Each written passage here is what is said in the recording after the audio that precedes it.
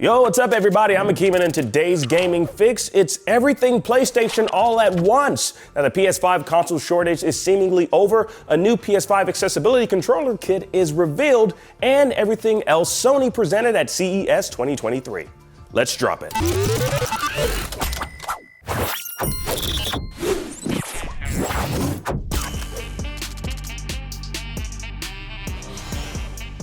The PS5 console drought might be over. Now, this news comes to us from the main man over at Sony Interactive Entertainment himself, Jim Ryan, who revealed at Sony CES Tech Conference that the next-gen console has sold more than 30 million units, thus declaring the console shortage practically done. Now, Jim Ryan went on to thank the PlayStation community for being patient over the last 2 years as the company dealt with global demand challenges brought on during the pandemic. Now, I personally don't know how patient I was. I went on Omegle to haggle with PS5 scalpers just to get my hands on one of the consoles. Okay, all right, yeah, and it doesn't look messed or tampered with. Yeah.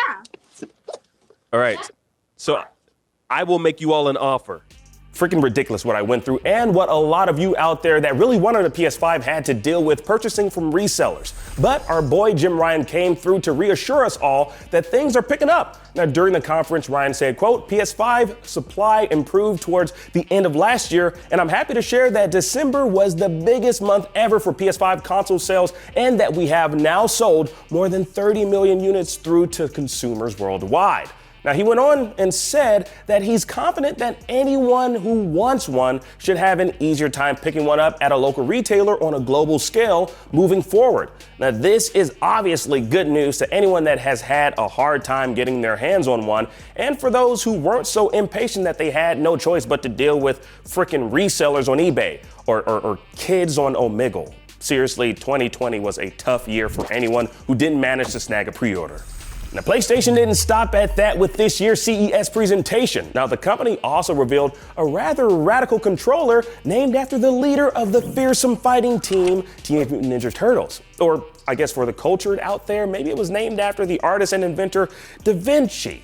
I don't know. Anyway, codenamed Project Leonardo, PlayStation revealed a new accessibility controller kit it has in development, which is designed to, quote, remove barriers to gaming and help players with disabilities play more easily, more comfortably, and for longer periods on PS5.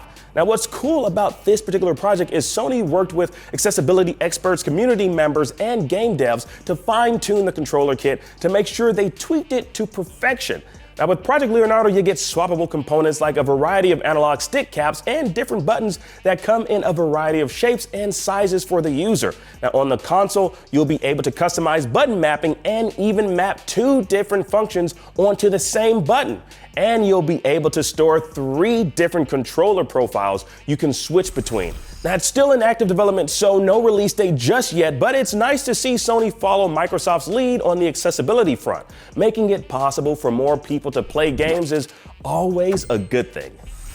And rounding out Sony CES press conference, you got confirmation that Gran Turismo 7 is getting PSVR 2 support, and it'll be available as a free upgrade, along with Beat Saber joining in on the PSVR 2 shenanigans. Now, no release date just yet on when Beat Saber will be coming to PSVR 2, but it is indeed coming. Also coming is Afeela.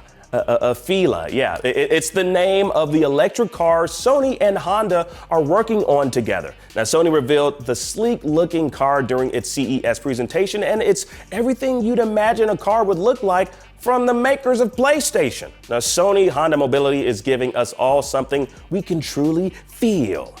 Low-key, though, that steering wheel and the joystick-inspired gear shift is pretty damn dope.